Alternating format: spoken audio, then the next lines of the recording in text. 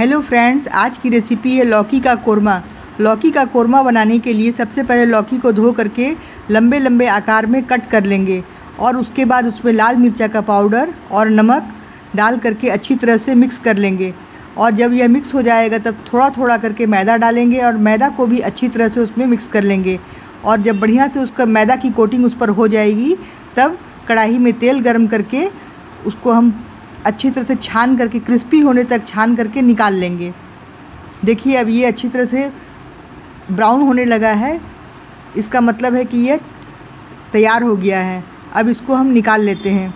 और इसकी ग्रेवी बनाने के लिए हम प्याज को थोड़ा बड़े बड़े आकार में कट कर लेंगे। ग्रेवी के लिए हमने इसमें वेज मंचूरियन चिंग चाइनीज़ का वेज मंचूरियन मसाला यूज किया है। और वेज मंचूरियन मसाला को में थोड़ा थोड़ा पानी डाल करके मिक्स कर लेंगे। ध्यान रहे कि इसमें लम्स ना आने पाए।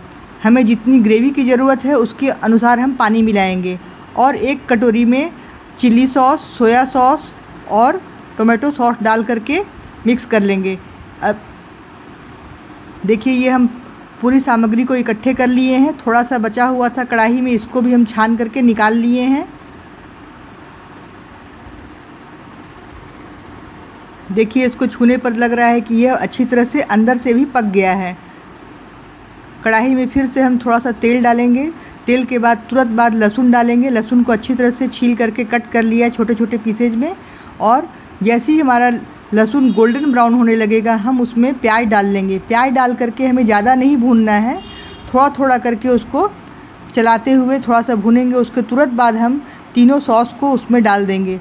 जब हम सॉस डालते हैं तब फ्लेम को थोड़ा तेज़ कर लेंगे। और गैस के फ्लेम को तेज़ करने से इसमें एक अच्छा एरोमा आता है। और जैसे ही उसको हम मिक्स कर लेंगे पूरे सॉस को अच्छी तरह से, उसमें हम छाने हुए पूरे लौकी को डाल देंगे और उसको भी अच्छी तरह से हल्के हाथों से चलाते हुए मिक्स कर लेंगे। देखिए ये मिक्स होने के बाद कितना अच्छा लग रहा है। ये खाने में भी बहुत ही टेस्टी लगता है। बच्चे बड़े सभी इसे बहुत ही पसंद करेंगे। आप एक बार इसे ज़रूर बना करके ट्राई कीजिएगा, क्योंकि हम लोग अक्सर लौकी को साधारण तरीके से बनाते हैं। अब जबकि हम पूरी तरह को मिक्स कर लिए हैं तब इसमें हम घोले हुए मंचूरियन मसाले को डाल देंगे थोड़ा थोड़ा करके।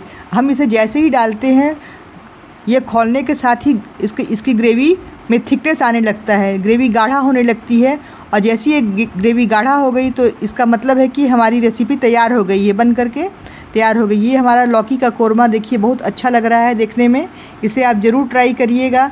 और अगर आपको मेरी वीडियो अच्छी लगी और इससे आपको अगर कुछ हेल्प मिला, आपको पसंद आई है ये वीडियो, तो इसे शेयर करिए अपने दोस्तों में और वीडियो को लाइक करिए। चैनल में पहली बार आए हैं तो सब्सक्राइब करिए। थैंक